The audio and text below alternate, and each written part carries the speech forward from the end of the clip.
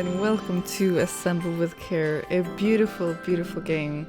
I can't wait to explore with you. I've been waiting for this game to play it with you for a long while, and here we are. After a year on the road, I thought I'd get tired of traveling. The endless clatter of railways, highways, and everything in between. But as my train pulled into the station at Bellariva, I felt every bit as excited as the first day of my journey. A whole year. It felt like a lifetime. The places I'd seen, the people I'd met, and of course, the forgotten treasures I'd given a new lease of life along the way. I'm a restorer by trade.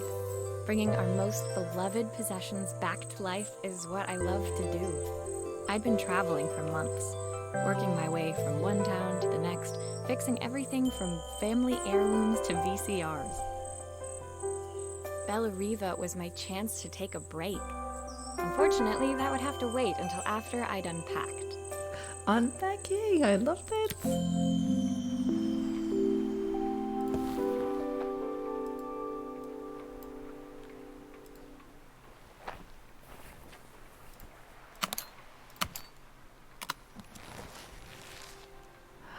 Oh, that is gorgeous! I picked up these sunglasses on my last stop. Hopefully I'm cool enough to pull them off. Love them.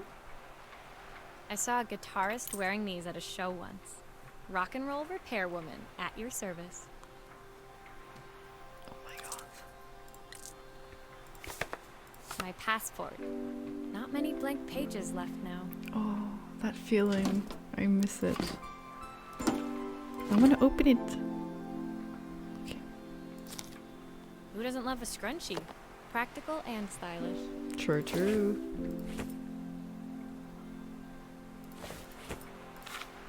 My parents took this after I made my first repair. Seems like a lifetime ago. Looking forward to taking more close-ups of my fingers with this.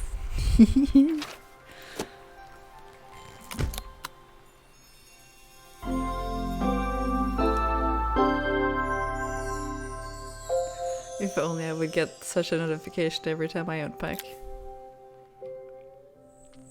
Finally, I'd made it to Bellariva.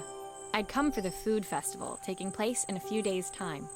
After living off TV dinners and instant ramen for the last few months, I was craving a decent meal. I get that. Of course, I'd need to earn enough money to pay for it, so I figured I'd head out the next day and find some work.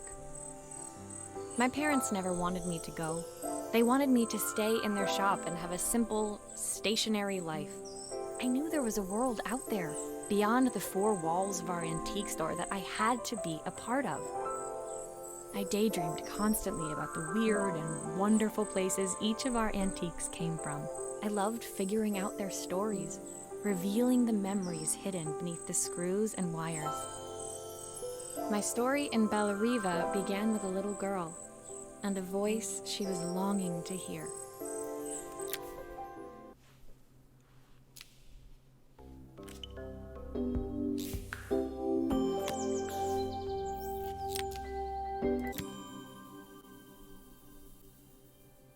It was my first morning in Bellariva, and I couldn't wait to leave my hotel and explore.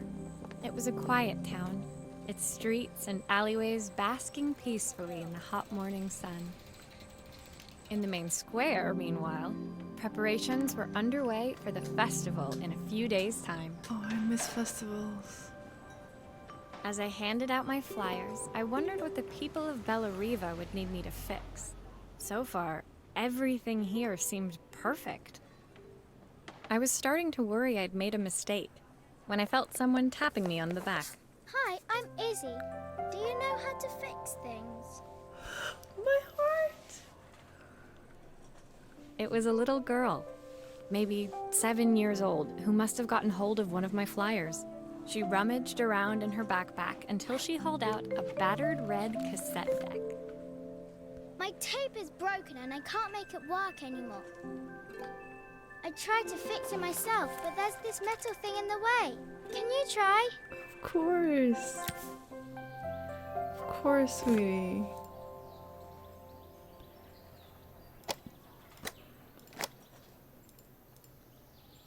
Okay, let's see. Ah, the battery, of course. We have to take out the battery. Do I have to screw it? Oh, no, oh, sure. Sorry.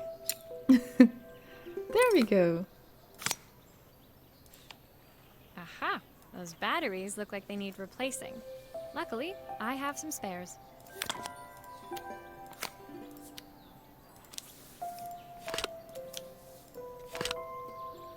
Let's put it back on. Oh, I need a screw. Oh, oopsie. Oh yeah. Keep forgetting that it's click and turn.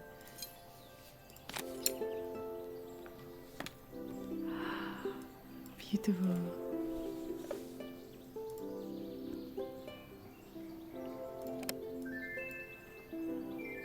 Can I put it back? There we go. Oh, I love that old trick. You guys know that trick? Why did you do that? It's the simplest trick in the world to get it back in again. Anyone who has a cassette tape knows this. No. Am I just bad at video games? Let me... Oh, there we go.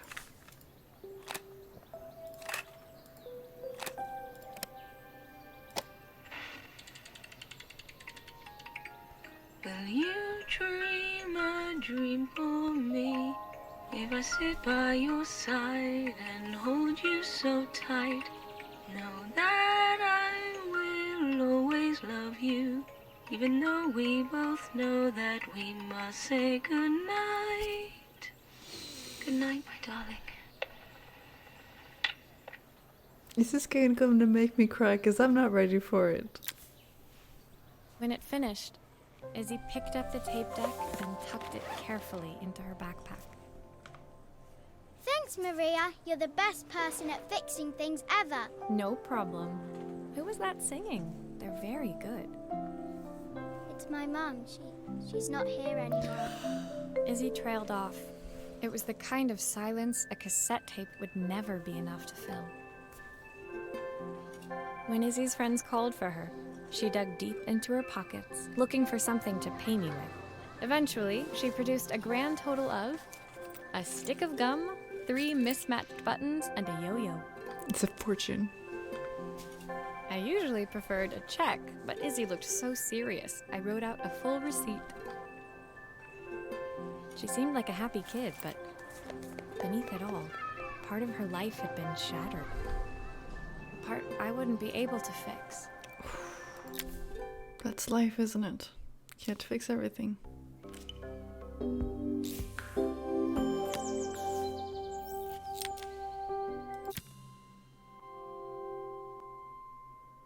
My first repair complete, I spent the rest of the day doing small jobs in and around the square.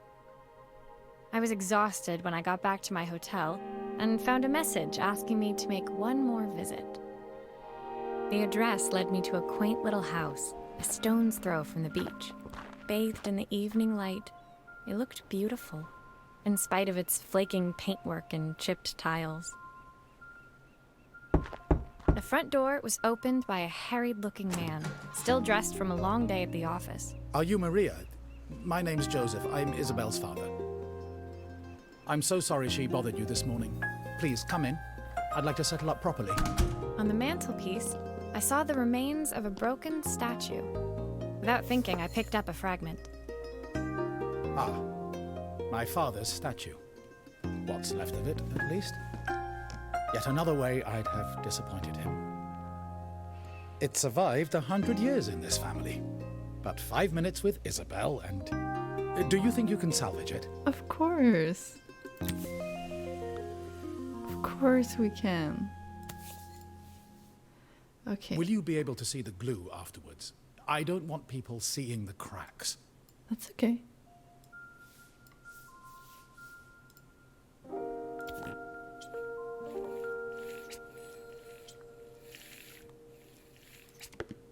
I kind of want to wipe that last thing away, but okay.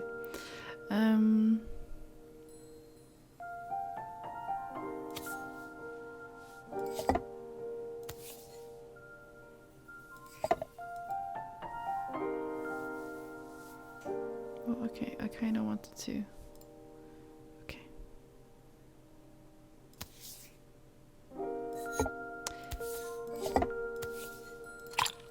There we go.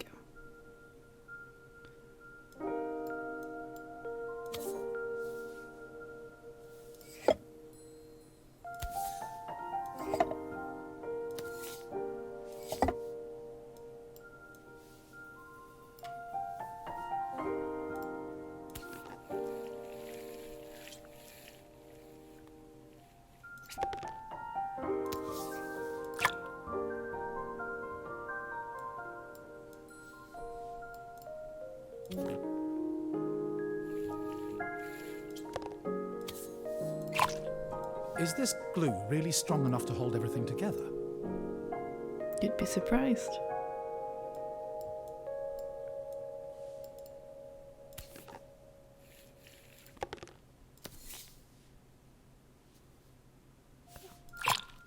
Sometimes I think my daughter should come with a warning label. Shouldn't we all? I mean, life's messy.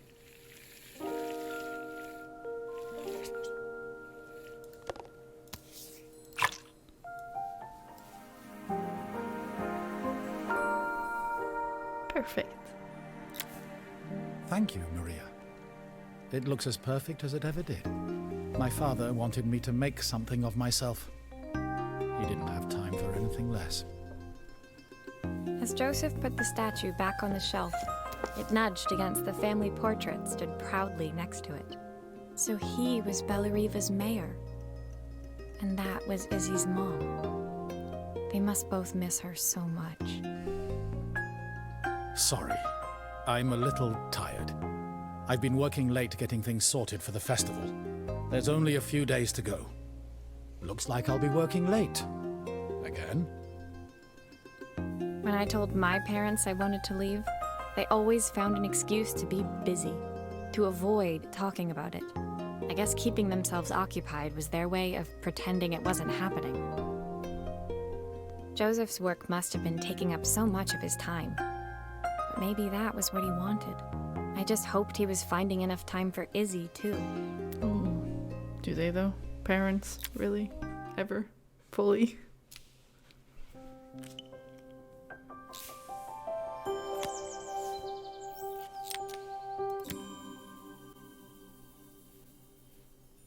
My second day in Bellariva dawned bright and clear.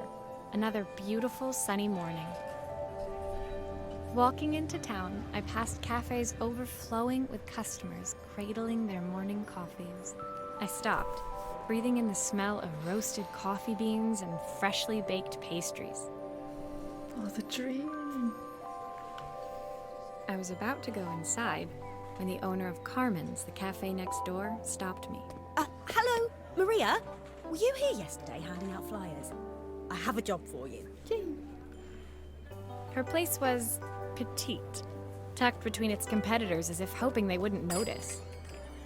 Judging by the empty tables inside, though, her potential customers hadn't noticed it either. It's a bit slow today, but we're just getting started. I'm sure it'll pick up soon. As Carmen chatted, she walked over to the counter and returned with an old rotary phone. At least I've got plenty of time to practice my recipe for the festival. It's a new special I've been working on. I was hoping to call my sister for some, seasoning tips, but it won't connect. Can you see if you can figure out what's wrong? Of course.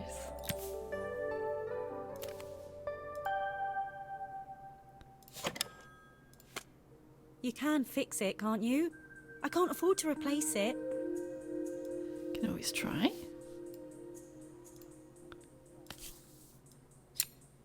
Obviously, we'd normally be much busier than this. No worries, I'm not judging.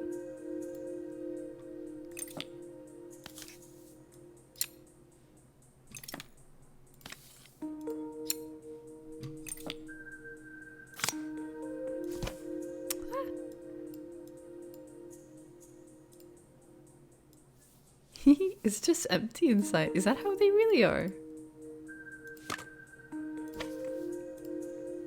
I guess so. That's so weird.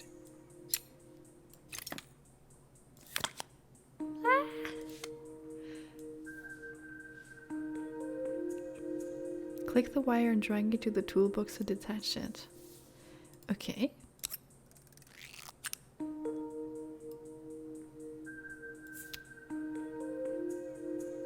Do I need to switch it with a new wire?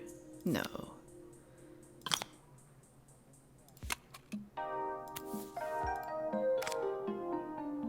Just needed new wires.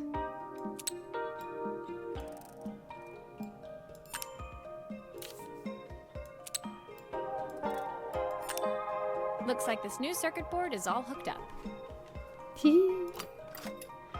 Let's see if we can't turn this around.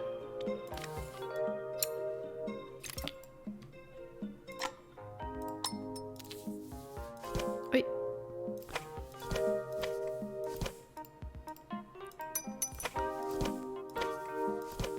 Why?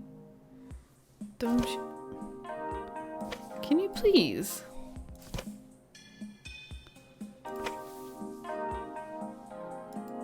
There we go.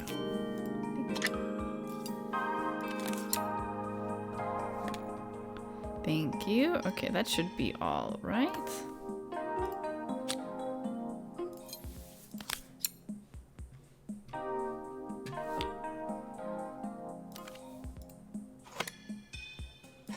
Oh, oopsies.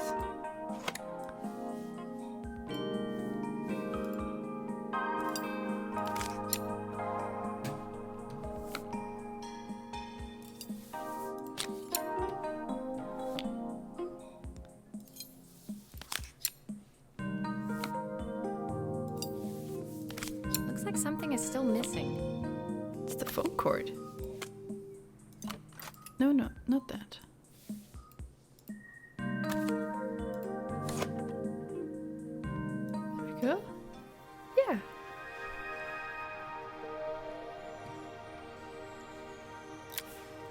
When I handed the phone back to Carmen, she seemed almost reluctant to take it from me. So it's all working now, is it? I don't have to leave it to dry or let it cool down? Nope, it's ready to go. It'll be ringing off the hook in no time. That's if I can pay my phone bill, anyway.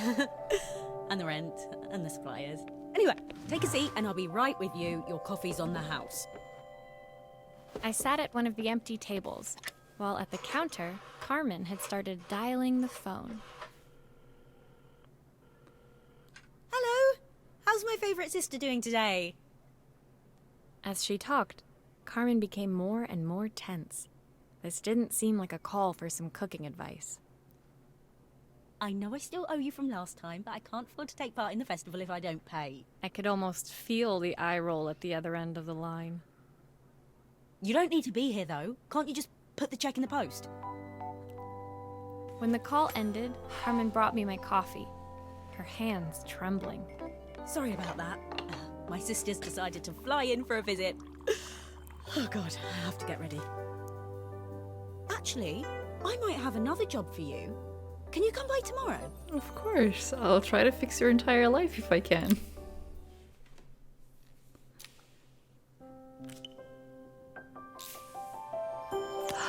Camera. The next day, I'd promised Carmen I'd return to help her get the cafe ready for her sister's arrival. I was about to set out when I received an unexpected call from my hotel's reception desk. Apparently, another guest had asked for me by name. Oi, oi. Curious, I took the creaking elevator up to the top floor and made my way to the room number they'd given. I knocked. Are you here about the camera? It's about time. Okay, this was fantastic. 1, my name is also Helena. 2, I'm also interested in cameras and photography. The woman in front of me was immaculate.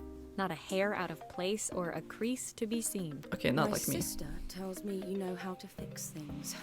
I'd usually go to an expert, of course, but in this town... So this was Carmen's sister? The two of them couldn't have been more different. Inside her room, I saw a beautiful reflex camera. Any professional photographer's dream. The viewfinder is completely dark. I can't see anything through it at all. I assume you can figure out what's wrong? Of course, of course.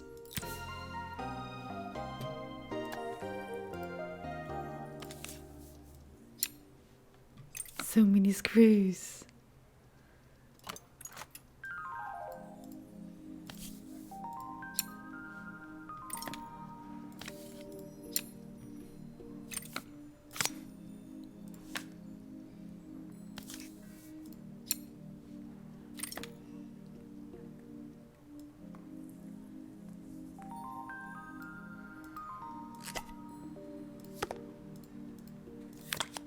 I don't suppose you've fixed anything this valuable before. Okay, that's a bit pretentious. If I use the screwdriver, I could adjust the angle of the mirror. Okay. Oh, wrong way.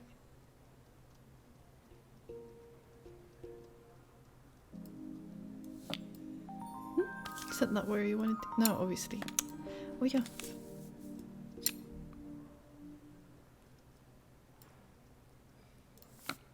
Perfect.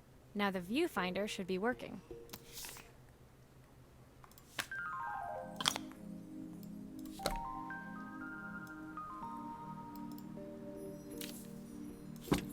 No, but you have to.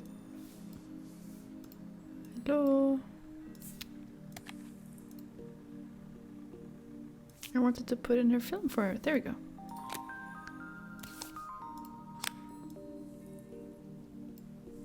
Oy.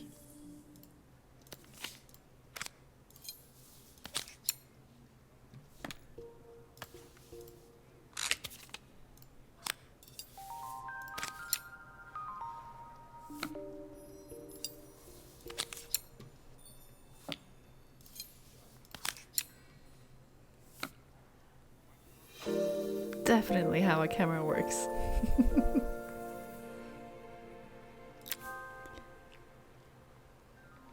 I felt a pang of envy as I handed the camera to Helena. I put my disposable to shame. I picked it up on my first trip to Paris. It's a 1958 limited edition, the first of its kind. It cost me 3 months' salary, but it was worth it. I had no idea what 3 months' salary meant to Helena, but I was pretty sure it was more than I could afford. It was strange, really, that we were even staying in the same hotel. I'd picked this place because it was cheap and cheerful, but surely she could afford somewhere better? She took some test shots, fiddling with the camera settings until she was absolutely satisfied. This work is immaculate. At least there's one person in this town who knows what they're doing. Thanks. Sending you to me might be the first thing Carmen's actually gotten right. I wondered why Helena had bothered coming if she thought so little of her sister. I hear nothing from her for weeks, and then when she finally does call me, all she wants is money. If she thinks I'm lending her another penny, she'll have to convince me it's not a total waste of time. That didn't sound good. If Hurricane Helena was about to hit, I hoped Carmen was ready. Oh, she's not. When Hurricane Helena comes, nobody's ready. Alright, that's gonna have to be it for this round. I am super excited to play more and show you more, but to be continued.